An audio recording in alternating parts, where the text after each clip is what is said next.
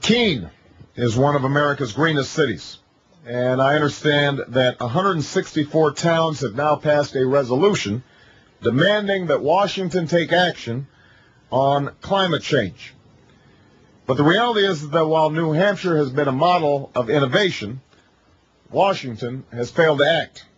And that's why America isn't leading when it comes to taking on the threat of climate change.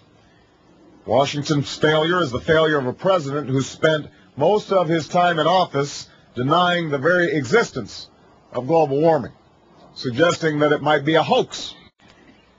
It's also a failure of our politics that predates George W. Bush, because we've heard promises about energy independence from every single U.S. president since Richard Nixon, Republicans and Democrats, and yet nothing has changed.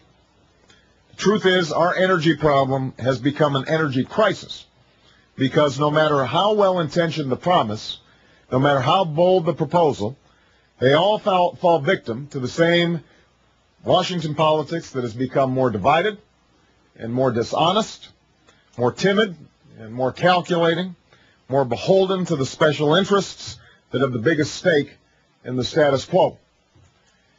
There are some in this race who actually make the argument that the more time you spend immersed in the politics of Washington, the more likely you are to change it. I always find this a little amusing. I know that change makes for good campaign rhetoric, but when these same people had the chance to make change happen, they didn't lead. When they had the chance to stand up and require automakers to raise their fuel efficiency standards, they refused. When they had multiple chances to reduce our dependence on foreign oil by investing in renewable fuels that we can literally grow right here in the United States, they said no. Now, I know that some of the policies that are needed to deal with our energy crisis and the climate crisis are difficult politically. They aren't easy. But being president of the United States isn't about doing what's easy. It's about doing what's right. Leadership isn't about telling people what they want to hear. It's about telling the American people what they need to hear.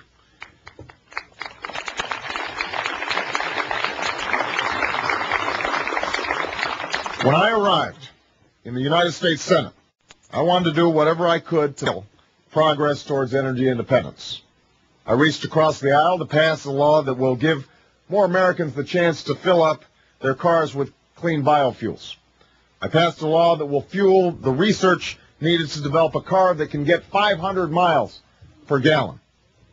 I even voted for an energy bill that was far from perfect because I was able to ensure that it contained some real investment in renewable sources of energy. And I fought to eliminate the tax giveaways to oil companies that were slipped into that bill. Oil companies that have spent $500 million lobbying Congress in the last 10 years while their profits have risen to record levels. And I did something else.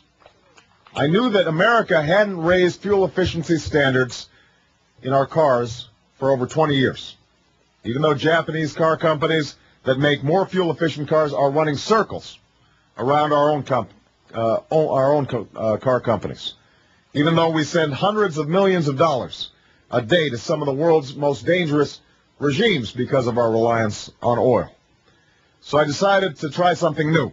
I reached across the aisle to come up with a plan to raise our fuel standards that won support from lawmakers who had never supported raising fuel emission standards before. I didn't just give a speech about it in front of some environmental group in California. I went to Detroit, and I gave it in front of the automakers. And